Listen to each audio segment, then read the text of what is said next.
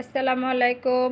আজকে আমি আমের আচার দেখাবো, খোসা সমেত আমের আচার কিভাবে করতে হয় পুরো ডিটেলস দেখেন।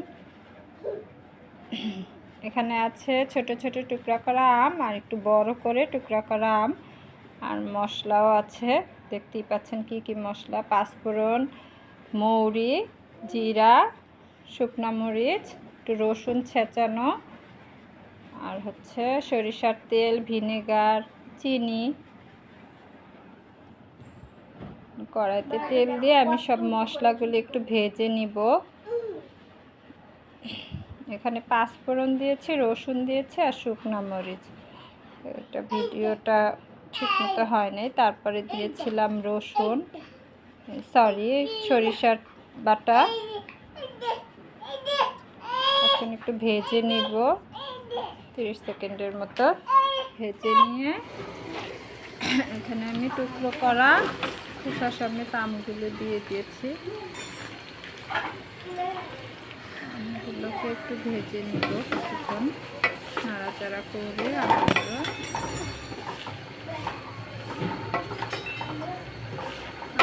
কিছুক্ষণ নাড়াচাড়া করব যেন মশলাগুলি আমার সাথে লেগে যায়।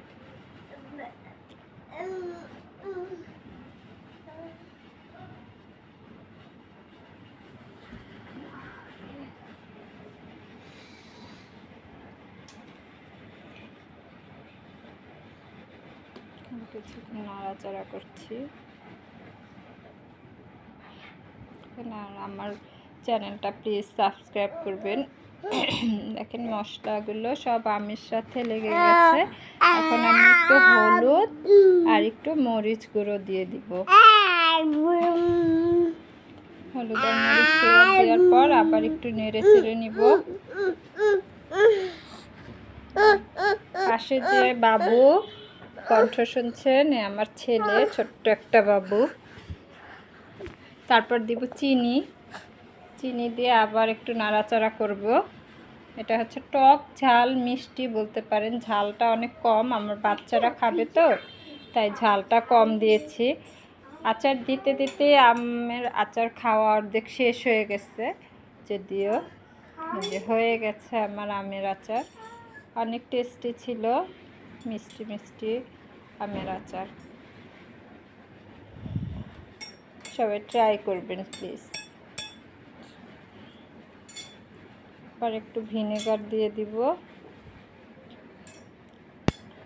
ভিনেগারটা দিলে আচারটা অনেক দীর্ঘস্থায়ী হয়, নষ্ট হয় না, অনেক দিন খাওয়া যায়।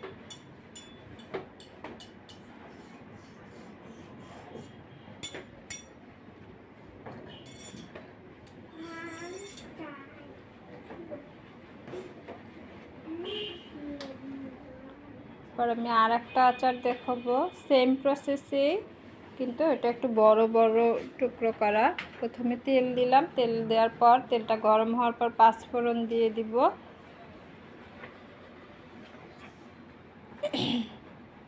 পাঁচফোড়ন দেওয়ার পর মৌরি দিলাম, তারপর দিলাম জিরা,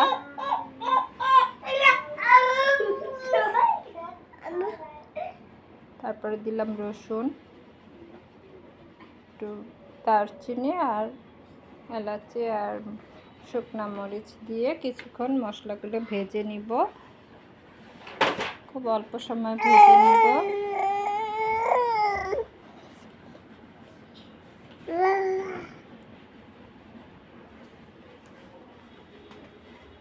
ভাজার পর এখন আমি আমগুলোকে এক এক করে দিয়ে দিব।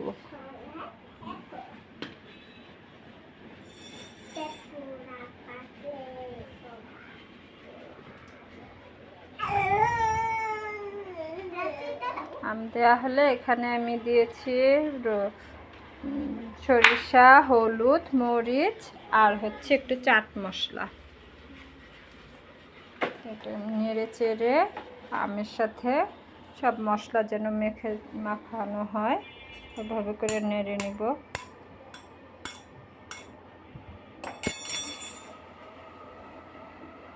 এখন একটু ভিনেগার দিয়ে দিচ্ছে।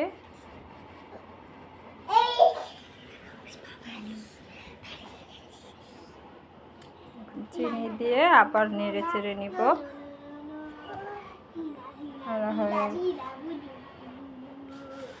সব যেন আমের গায়ে চিনিটা লাগে।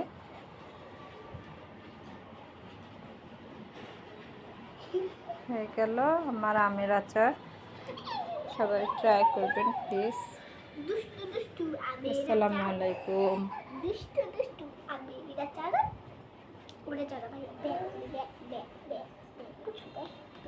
অফ করো।